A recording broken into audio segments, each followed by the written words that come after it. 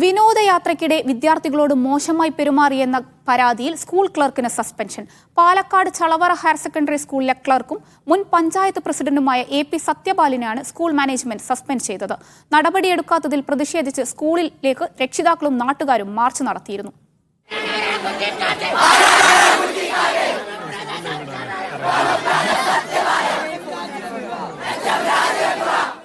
കഴിഞ്ഞ ദിവസമാണ് Chalavara higher secondary സ്കൂളിൽ നിന്നും മൈസൂരുവിലേക്ക് വിനോദയാത്ര പോയത്.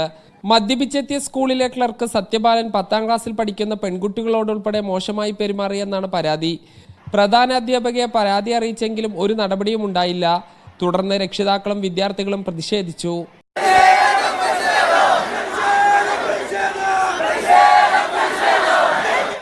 രാവിലെ നമ്മളത് പേടിച്ചിരിക്കുന്ന അവസ്ഥയിൽ വൈകുന്നേരം വരെ കുട്ടികളെ ഒരു ബസ്സിൽ നിന്ന് അവർ ആക്രമിച്ചിട്ട് അടുത്ത ബസ്സിലും ആൾ കയറി. ഭക്ഷണം കഴിക്കുക ഹോട്ടലിലും പ്രശ്നം ഉണ്ടാക്കിയിട്ടുണ്ടാവും. കുട്ടികളെ ഒരു ബസ്സിൽ നിന്ന് കയറുന്ന സമയത്ത് ആൾ അടുത്ത ബസ്സിൽ കയറി.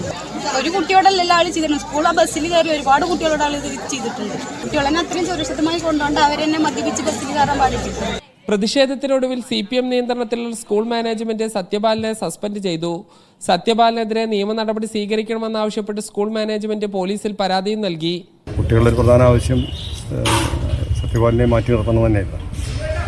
മാറ്റി നിർത്താൻ വേണ്ടി തീരുമാനിച്ചിട്ടുണ്ട്. ഇന്നിപ്പോൾ രാവിലെ വന്നപ്പോൾ HMനെ മാറ്റി നിർത്തണം, HMനെതിരെ കംപ്ലയിൻ്റ് ഉണ്ട് എന്ന് പറഞ്ഞപ്പോൾ അവർ പറഞ്ഞത് തൽക്കാലം അംഗീകരിച്ചിട്ടുണ്ട്. HMനെ മാറ്റി നിർത്താൻ തീരുമാനമായിട്ടുണ്ട്. അപ്പോൾ ബാക്കി നടപടികളൊക്കെ നിയമവിധേയമായിട്ട് മുന്നോട്ട് പോകും. തീർച്ചയായിട്ടും ഞങ്ങൾ കുട്ടികളോട് രാവിലെ പറഞ്ഞത് ഞങ്ങൾ കുട്ടികളോടൊപ്പമാണ്.